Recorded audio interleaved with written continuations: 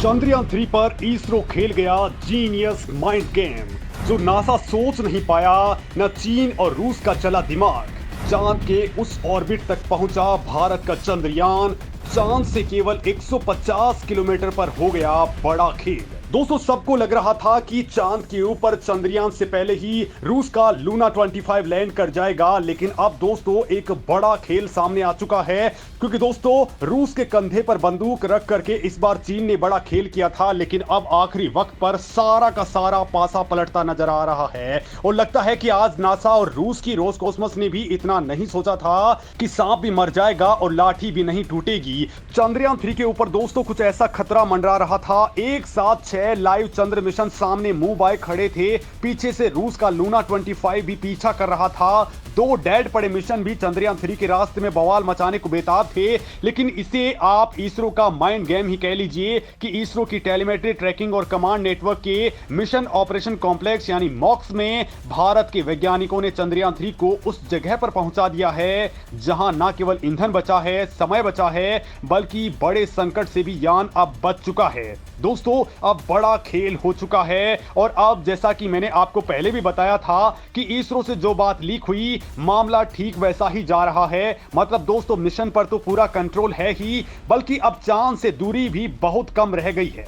दोस्तों, अब इसरो क्या बड़ा खेल करने जा रहा है और इसरो के इस कमाल की तारीफें अब क्यों होने लग गई हैं। दोस्तों, बीबीसी ने इस मामले में एक बड़ी बात कही है, वो भी मैं आपको बताने वाला हूं। क्योंकि चीन और रूस भारत के इस महाप्लान से हैरान हो चुके हैं। ये बात जानने से पहले दोस्तों आप जरा चंद्रयान 3 की ताजा खुशखबरी आप सुन लीजिए, क्योंकि वो आपके लिए बेहद जरूरी है। तो दोस्तों, हमारा मून मिशन चंद्रयान 3 चंद्रमा की सतह के बेहद नजदीक पहुंच चुका है। एक बहुत ही क्रिटिकल फेज वाली प्रोसेस कंप्लीट कर ली गई है। इसरो ने बताया है कि चंद्रयान 3 अब चंद्रमा की सबसे नजदीक वाली कक्षा में पहुंच चुका है। इस प्रोसेस के बाद चंद्रयान 3 अब न्यूनतम 150 किलोमीटर और अधिकतम 177 किलोमीटर वाले ऑर्बिट में पहुंच चुका है। मतलब दोस्तों उस ऑर्बिट में पहुंच चुका है जहां पर अब असली गेम स्टार्ट हो चुका है। इसके लिए चंद्रयान 3 के थ्रस्टर्स इंजन्स को करीब 18 मिनट तक चालू किया गया। दोस्तों, चांद की कक्षा में इसरो चंद्रयान के इन इंजनों से रेट्रो फायरिंग करवा रहा है, यानी कि चंद्रयान की स्पीड को कम करने के लिए उसे उल्टी दिशा में चलाया जा रहा है। भारत और रूस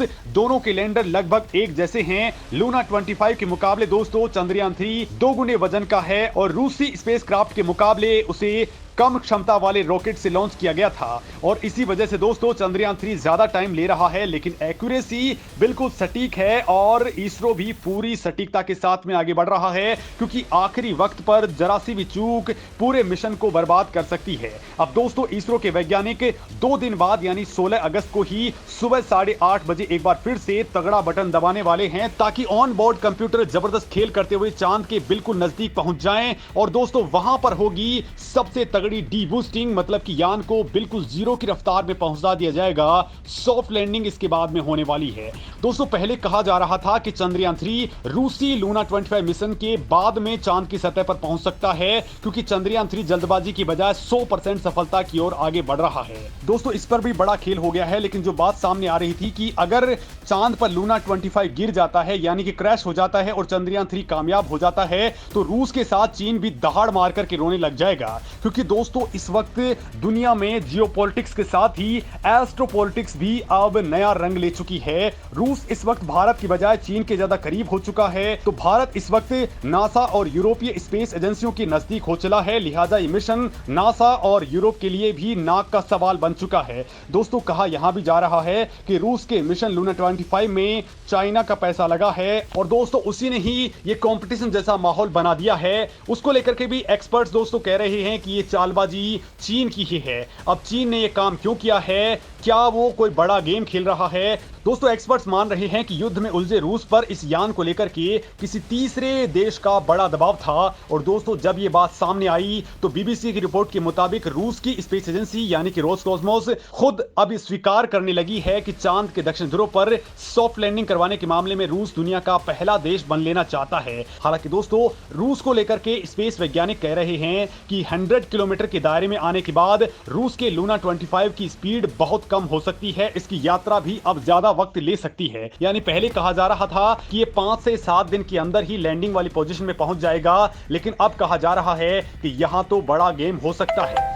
और दोस्तों हो सकता है कि चांद तक पहुंचने में बहुत ज्यादा वक्त भी जाया हो जाए, क्योंकि पिछले 47 साल में रूस के पास कोई भी ताजा एक्सपीरियंस नहीं है। चीन जरूर रूस को सपोर्ट कर रहा है, लेकिन चीन पर रूस सीधे तौर पर भरोसा नहीं करता, तो उनके अपोजिट भारत है, जो वहां पर कुछ वक्त पहले अपना लैंडर भेज चुका है, लगातार रिसर्च में जुटा हुआ है। दोस्तों 2008 के बाद में ये भारत का तीसरा मिशन है, यानी ताजा मामले में भारत को तगड़ा एक्सपीरियंस है। भारत को जापान भी सपोर्ट दे रहा है, अमेरिका साथ में लगा है और यूरोपीय स्पेस एजेंसियां भी साथ में लगी हैं। यानी दोस्तों भारत के साथ में बड़ा मामला है और वो आखिरी ऑर्बिट में भी पहुंच चुका है।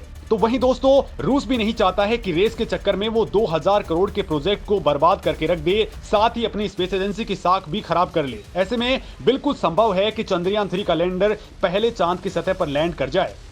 दोस्तों इस मामले में इसरो के पास इस रेस में सबसे बड़ा एडवांटेज टाइम का है, प्रिसाइज कैलकुलेशंस का है और ईंधन का भी है। साथ ही दोस्तों जो टेक्नोलॉजी इसरो ने लगाई है उसका एल्गोरिदम इतना ज्यादा पावरफुल है कि नासा भी इससे हैरान है।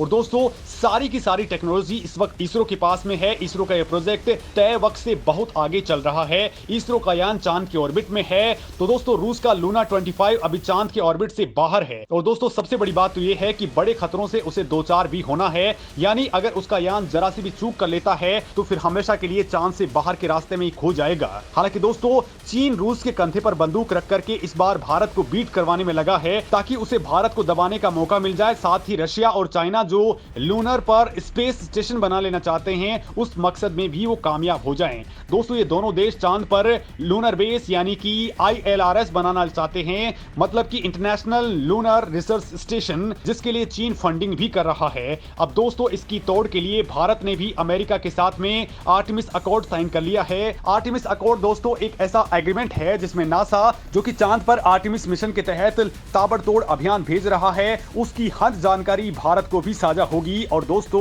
दोनों देश मिलकर के भी एक दूसरे की मदद करेंगे। वैसे इस वक्त हमारे चंद्रयान 3 को अमेरिका की JPL डीप स्पेस नेटवर्क और यूरोपीय स्पेस एजेंसी के डीप स्पेस नेटवर्क से लगातार डेटा मिल रहे हैं। दोस्तों आपको बता दूं कि चंद्रयान 3 के अंदर नासा के भी उपकरण लगे हैं, तो वहीं चंद्रयान 2 और चंद्रयान 1 के अंदर भी नासा के इक्विपमेंट्स लगे हुए थे। मतलब कि नासा के साथ में भारत की पार्टनरशिप बहुत शानदार चल रही है। अमेरिका भी चांद पर लूनर बेस बनाने के मोड में है और उसका फायदा भी भारत को मिलने वाला है। तो वहीं दोस्तों चीन रूस के कंधे पर बंदूक रख करके निशाना तो साध रहा है, लेकिन रूस के मिशन की तकनीक बहुत ही पुरानी बताई जा रही है। और दोस्तों उससे भी बड़ी बात यह है कि साउथ पोल पर लैंड करवाने का उसका कोई भी एक्सपीरियंस नहीं है। लिहाज दोस्तों वो लूना 25 को लेकर के चांद पर ज्यादा जल्दबाजी नहीं दिखाना चाहता, क्योंकि अगर उसका लूना 25 चांद पर गिर गया तो उसकी की पूरी साख बर्बाद हो जाएगी और चीन की सीक्रेट इन्वेस्टमेंट भी बर्बाद हो जाएंगी। लिहाज दोस्तों यहां पर चीन भी अगर कुछ हुआ तो दहाड़ मार करके रोने लग जाएगा। वहीं भारत की बात करें तो इसरो अब उस स्टेज में पहुंच गया है जिसके बारे में इसरो ने पहले किसी को भी नहीं बताया था, क्योंकि शेड्यूल तो कुछ और ही था और इसरो अब कुछ और ही कर रहा है। इसरो के पूर्व वैज्ञानिक तपन मिश्रा ने दोस्तों इस मामले में खुलासा किया है कि इसरो अब तय वक्त से पहले ही इसे लैंड भी करवा सकता है, उस स्टेज में पहुंच चुका है। ये बात भी इसरो लगातार दुनिया से छुपा रहा है। दोस्तों चांद के ऊपर इसरो यान को बहुत ही कम टाइम में डायरेक्ट इंजन फायरिंग करके 30 किलोमीटर वाले ऑर्बिट में डाल सकता है, क्योंकि यहां कोई पावरफुल रॉकेट की जरूरत भी नहीं पड़ती है। यानी इसरो अब इस वक्त उस पोजीशन में है कि चाहे तब इसे लैंड करवा सकता है। और दोस्तों ये बात रूस के पास तो बिल्कुल सटीक नहीं बैठती, क्योंकि दोस्तों उनका यान तो फिलहाल 50% की सक्सेस रेशियो के साथ ही आगे बढ़ रहा है, तो भारत 100% सही लैंड करवाने के लिए आगे बढ़ चुका है। दोस्तों इस मामले में आपका क्या कहना है, कमेंट करके जरूर बताएं।